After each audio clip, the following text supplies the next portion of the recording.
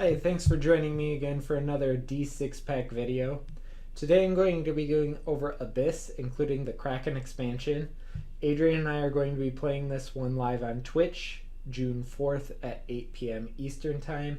So if you're interested in seeing this one played out live, join us for that.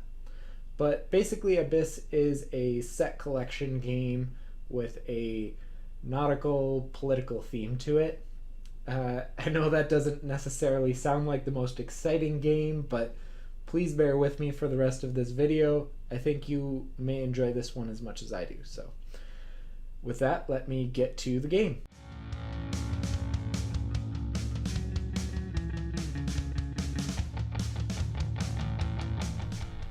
So this is it for the setup of Abyss. You've got your locations pile over here, and you flip over the top one. You've got your monster track, and then you set out 6 lords, and you have your decks off to the side here.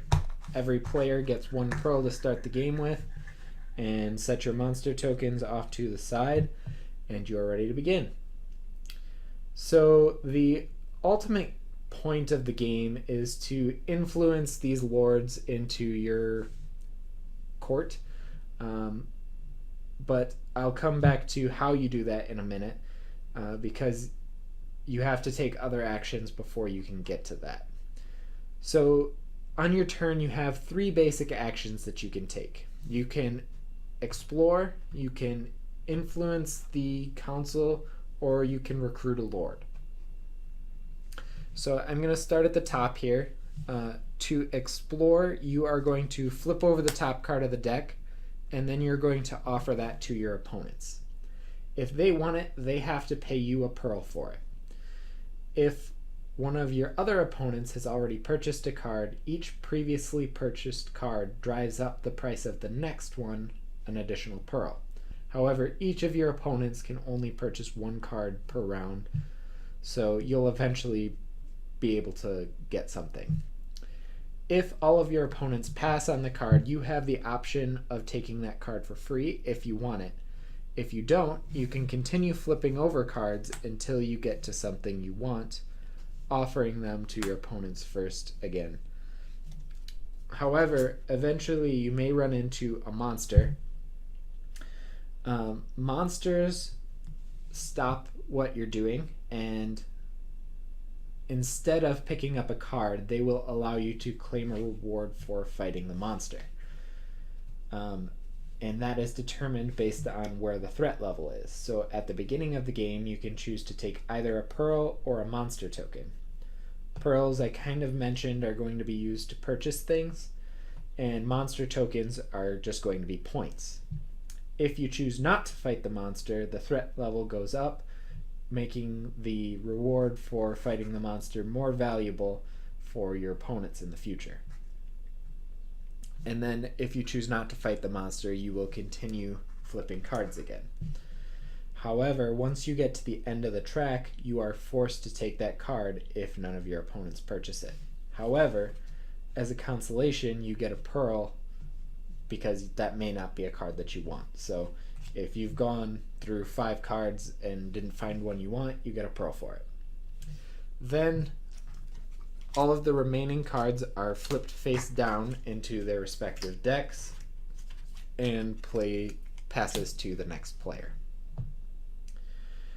The second type of action that you can choose to take is to take a stack of one of these cards from the council and bring that into your hand. If you do that, you take all of that color and put it into your hand, and that is the end of that turn. Finally, you have the option to influence one of the lords. The anatomy of the lords is a little bit complicated. So the first part you need to know about is the bottom left, which is going to show how you purchase it. The number of bubbles is the number of colors that you need to have in order to influence that lord. So this one, for example, is going to require 3, one of which has to be purple, and then the value of the allies you're using to influence that lord have to add up to a 6. So, for example, I could play this purple a yellow, and a blue. So that's 3 colors, add up to 6. One of them is purple. Then you get to take the lowest value card that you've spent. If there are multiple of the same value, you can choose which color you want. But the lowest one comes back face up in front of you. It does not go back into your hand. And then the remaining cards that you spent are discarded. Then you get to claim that lord, and the rest of them will slide down. If, however, you have purchased the 4th lord, you get 2 pearls for that, and then the lords are automatically refilled at that point. You don't refill the track until you get to that point. Continuing on with the anatomy of the lord, in the upper left you'll see that there is a number. That is the number of points that that lord is worth at the end of the game. Additionally, lords often have some sort of special ability. If there is an arrow there, that means it's a one-time immediate ability. If there is no arrow, then it's a continuous effect. Some lords will also have a key in the upper right corner.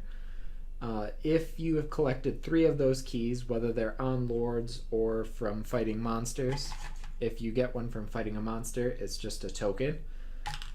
But at that point, you then get to claim a location. You can choose to take the location, any of the locations that are face up, or look at up to the next 4 cards from the top of the deck. However, if you flip over cards from the top of the deck, any that you don't choose get placed out face up for your opponents to see on future turns. The reason that you want to collect locations is that they are going to give you points somehow at the end of the game, which is going to be determined by these symbols. So the starfish is referring to the face-up allies that you've used to influence lords, and the trident is going to be referring to lords that you've already recruited. And then the color is going to correspond to those cards as well. I mentioned earlier kind of some of the importance of pearls in purchasing cards, allies on other players' turns, but there are some other effects that they can have. For example, if the lord's track is not full, you can spend a pearl to flip over the next card of the deck to give yourself more options. Or if you don't necessarily have the value that is required to spend that spend in allies to recruit that lord, you can spend 1 pearl to decrease that value by 1. So you can use multiple pearls, but each pearl decreases the value by 1. All that I've explained so far is just how the base game plays. What the expansion adds are some unique allies, lords, and these nebulous pearls. So the allies are going to look something like this, and you'll notice that there is not a color here. That means that it's a wild. You can use it as any color that you want. However, when you collect these wilds, you have to claim a number of nebulous equal to the pearls shown on the card. So for this one, you would have to take 2 nebulous. And then at the end of each player's turn, we evaluate who has the most nebulous, and that player then gets the Kraken token. At the end of the game, the Kraken token is going to be -7 points, and each nebulous pearl is also worth negative points generally. But there are some lords which have no specific color requirement, but they are going to allow you to manipulate nebulous in certain ways. Some of them may even make nebulous worth points for you. Also, there are some additional locations that the expansion adds, some of which have this treasure chest symbol on them. When you get that, you get to activate the treasure deck. This is a push your luck mechanic, so you are going to start flipping over cards, and you can choose to stop at any time you want. However, if you do not stop before you get doubles, the doubles are then removed, and you get to keep whatever's remaining. These treasures have some point values for the end of the game, and some of them also have an additional reward, like monster token or the top ally from the deck, that you will claim immediately when you bring those cards into your hand. So the game will continue like that until one player has either recruited 7 lords or the deck has been depleted so that we can't refill the lord track when needed. At that point, players will add up all of the points they've collected through various means. You get the points of the lords, treasures you've collected. You'll get some points for the locations that you have. You'll also get points for the highest value of each color ally that you've used to recruit lords.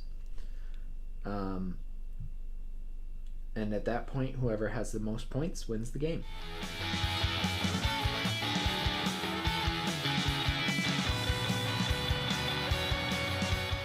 So I didn't necessarily cover every little rule there. I tried to give you a pretty good overview of the game, but it's hard to hit every nuance of this game. It's pretty simple on the surface. There's only really 3 options you have, but there are intricacies to some of the rules that you kind of have to get into the game in order to understand. So if you are interested in understanding those better, I hope you'll join us while we play this one live on Twitch tomorrow night at 8 p.m. Eastern Time.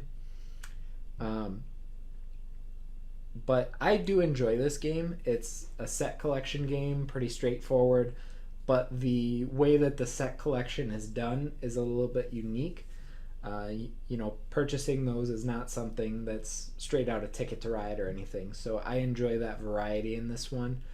And while it's not hard to play, there is some unique strategy in it that I just appreciate the diversity that comes in the gameplay of this one. So with that, I hope you've enjoyed this review. If you did, please like and subscribe to our channel. Also follow us on our social media at D6Pack Podcast on Facebook, Instagram, Twitter, and Twitch. And with that, thanks for watching. Bye.